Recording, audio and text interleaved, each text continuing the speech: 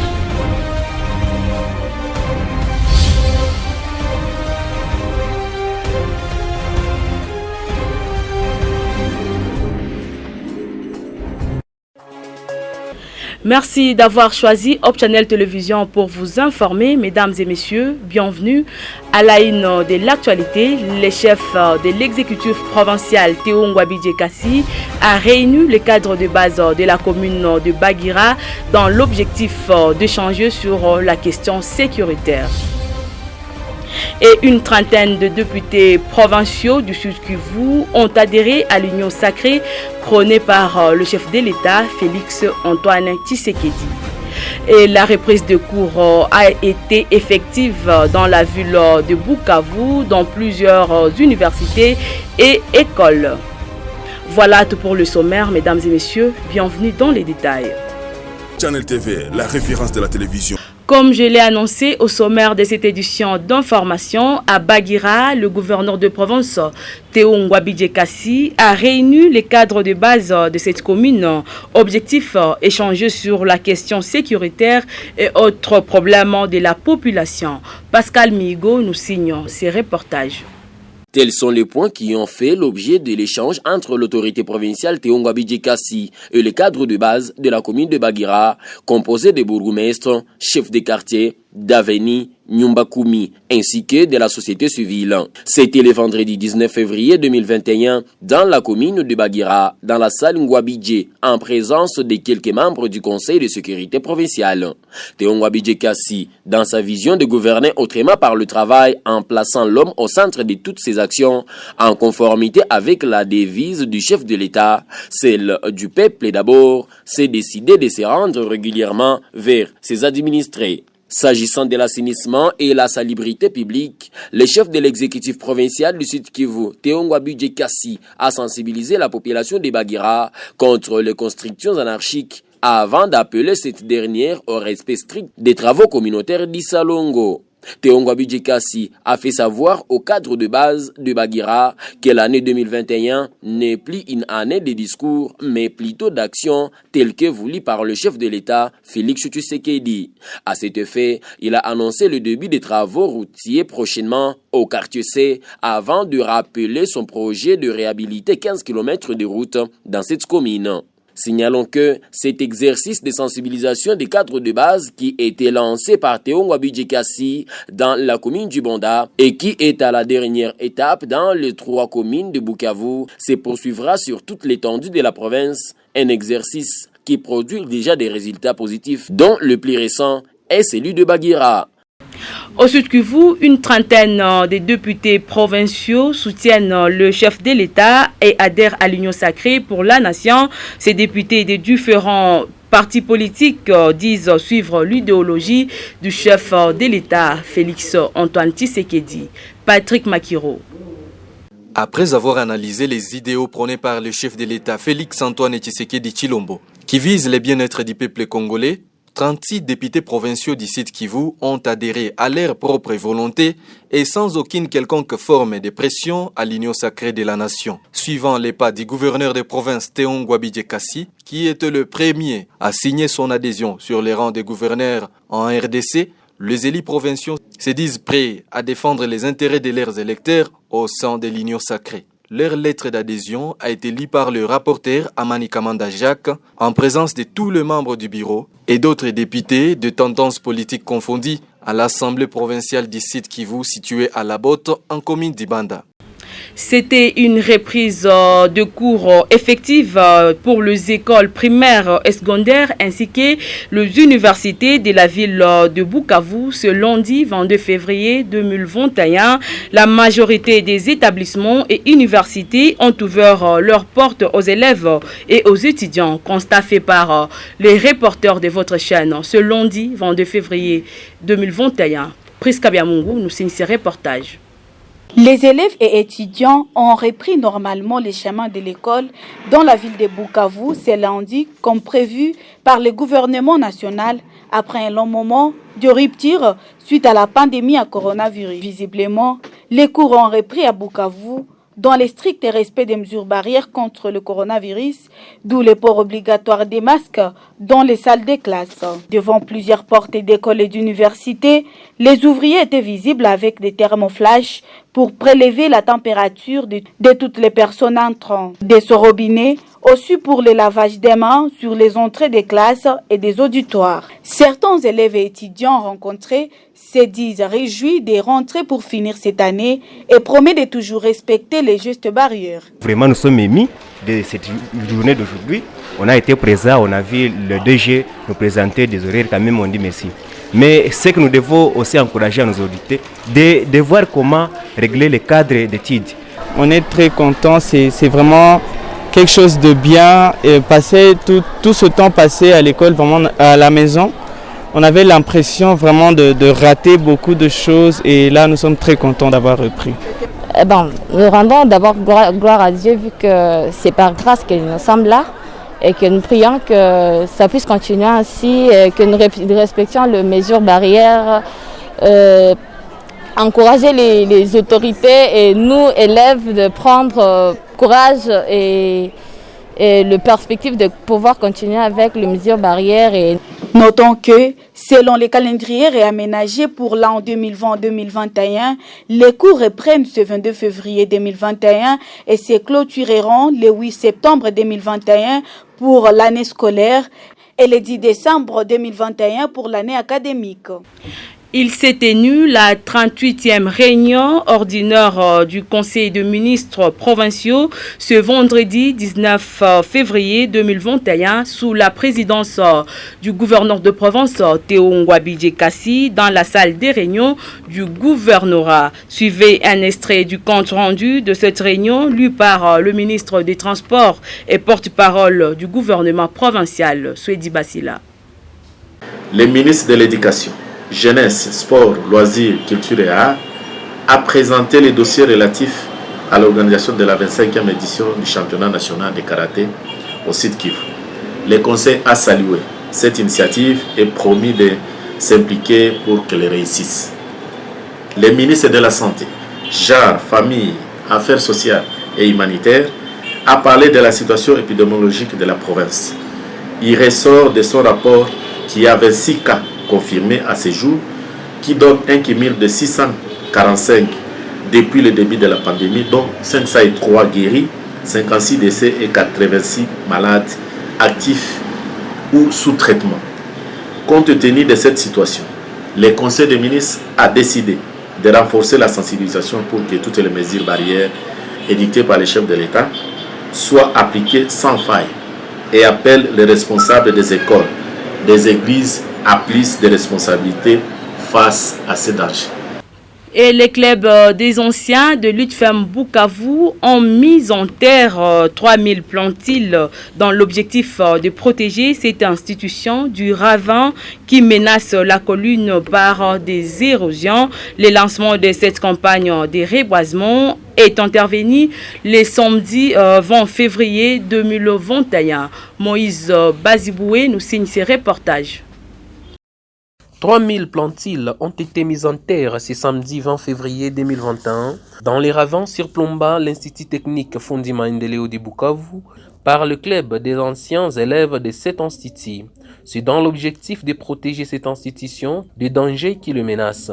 Le bambou, les tripsacum, les vétivers, les pénicetum, communément appelés matete, sont parmi les plantiles mises en terre dans la colline de l'Institut technique Fundi Maendeleo pour mettre de l'équilibre dans la prise en charge des eaux de l'érosion. Claude Lunanga, directeur des études à l'Institut technique Fundi Maendeleo, n'a pas manqué de mots pour marquer sa satisfaction et appelle tant le gouvernement provincial que national de s'impliquer dans la protection de ces patrimoines.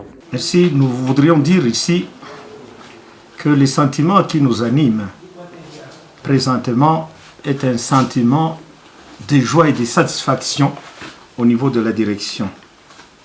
Nous sommes satisfaits de voir que les anciens élèves de l'ITFM, sous la houlette de leur comité, se sont donné la peine quand même de venir vers nous dans cette situation pénible. Et dans un élan de solidarité, ils ont pris conscience du danger qui menace sérieusement leur école. Pour rappel, l'Institut technique Fundi Maendeleo, ces bâtiments présentent déjà des fissures et si rien n'est fait, dans les jours à venir, cette grande institution s'écroulera avec son histoire. L'encadrement des jeunes et l'accompagnement des jeunes dans la réalisation de leurs possibilités, c'est parmi les objectifs du mouvement scoutisme. Message de Parfait Mupenge, chargé de communication de ce mouvement à l'occasion de la célébration de la journée mondiale du scoutisme, ce 22 février 2021. Une journée consacrée à la fête des naissances du fondateur de ces mouvements. Parfait Mupenge, ici interrogé par un reporter de votre chaîne. Pour nous, scouts, la journée du 22 février, c'est un souvenir en mémoire de la naissance de notre fondateur, le fondateur du mouvement scout, Baden Smith Stephenson Baden Powell. Le mouvement scout, c'est un mouvement éducatif des jeunes à caractère non politique qui est fondé sur un volontariat ouvert à tous. C'est un mouvement qui poursuit des objectifs tels que l'encadrement des jeunes, l'accompagnement des jeunes dans la réalisation de leurs possibilités. C'est que chez nous, nous savons que les jeunes ont des possibilités, mais il manque qui les accompagne pour réaliser ces possibilités. Et que les mouvements scouts essayent un peu de les encadrer, de leur faire vivre une vie en colonie pour qu'ils soient prêts et prêts à jouer un rôle constructif au niveau de la communauté. C'est que les jeunes apprennent à vivre en colonie, la vie en colonie à travers les activités dans la nature. Les gens ne sont pas habitués à vivre ensemble, il y a toujours des problèmes entre personnes. Le mouvement scout essaie un peu donc de cadrer ces jeunes en fait qu'ils soient utiles à la communauté. Nous parlons aussi des travaux communautaires, c'est que les gens qui se demandent qu'ils font les scouts au niveau de la ville. Nous parlons des activités communautaires que nous organisons à travers les camps scouts, à travers les travaux communautaires que nous appelons par exemple les salongo. Et la société civile des Canoches en commune de Bagira condamne les cas d'insécurité grandissante dans cette partie de la ville de Bukavu. Ces derniers sollicitent l'implication des autorités politico-administratives pour mettre fin à ces problèmes qui persistent. Mouroula Mouda Making, président de la société civile de ce coin, nous en parle. La situation n'est pas du tout calme à ce moment où nous sommes, parce que les samedis passés, des bandits en armes, non notamment identifiés, ont opéré dans les quartiers Canoche sur l'avenue Lukoma vers 18h45, là où ils ont tiré une somme de $500 avec des francs, jusqu'à maintenant qui n'est pas reconnue. Ils ont parvenu même à tirer sur un jeune homme de 20 ans qui a été décédé à l'hôpital général de référence de Bukavu. En tant que société civile, demandons aux autorités politico-administratives à tous les niveaux, au niveau local, au niveau provincial et national, de nous revenir en aide pour comment mettre fin à ce genre de sécurité et de faire une enquête pour avoir comment appréhender ces malfaits. Parce que si pas cela, nous allons continuer à faire passer aux actions dans notre quartier de Kanouchi. A noter que le samedi dernier, le gouverneur de province Théo Ngouabidje Kassi a réuni les cadres de base de la commune de Bagira dans les soucis de lutter contre l'insécurité. Page noire dans cette édition d'information, il n'est plus de ce monde. Fabrice Choueka, journaliste, reporter et présentateur de Hope Channel Télévision basé à Goma, a tiré sa révérence ce dimanche au Nord Kivu après une période de maladie. Notre confrère Fabrice sera inhumé ce mardi à Minova en territoire de Calais. Hope Channel Télévision Bukavu ainsi que tous ses confrères de Bukavu présentent leurs condoléances à la famille de l'illustre disparu. C'est confirmé par le gouverneur du Nord Kivu, Carlin Zanzu Kassivita, la mort de l'ambassadeur italien occasionnée par une balle lors d'une embuscade tendue par des hommes armés dans un convoi du programme alimentaire mondial à quelques mètres de la ville de Goma ce lundi 22 février 2021. Et parlons sport pour finir avec cette édition d'information. Il s'est ouvert dans la ville de Bukavu la saison sportive 2020-2021 du championnat des karaté-do en République démocratique du Congo. L'ouverture officielle a été faite le dimanche 21 février par la ministre provinciale du sport et loisirs Geneviève Mizumbi au nom du gouverneur de province Théo Ngouabidje Kassi qui par la suite a obtenu la ceinture noire par la fédération à l'occasion de l'ouverture de cette session sportive. Des combats, d'exhibitions et la présentation des katas ont été démontrés au public en présence de la Fédération nationale de cette discipline dirigée par Maître Ela Kombo Freddy qui par la suite a été reçu par le gouverneur de province Théo Ngouabidje Kassi. Et c'est par cette information sportive que nous mettons fin à cette édition d'information. Merci à vous de l'avoir suivi. L'actualité en continu sur Hope Channel Télévision. Au revoir.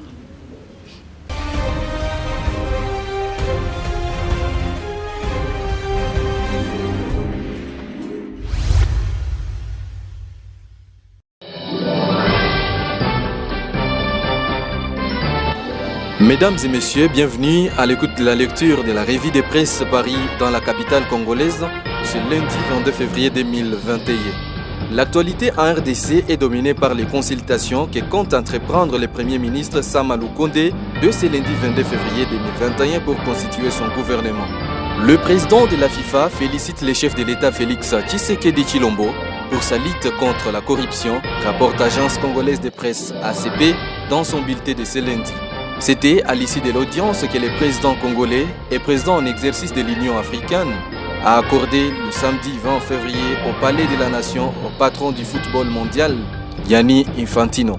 Le président de la FIFA félicite le chef de l'État Félix Tshisekedi pour sa lutte contre la corruption, rapporte l'agence congolaise de presse ACP dans son bulletin de ce lundi.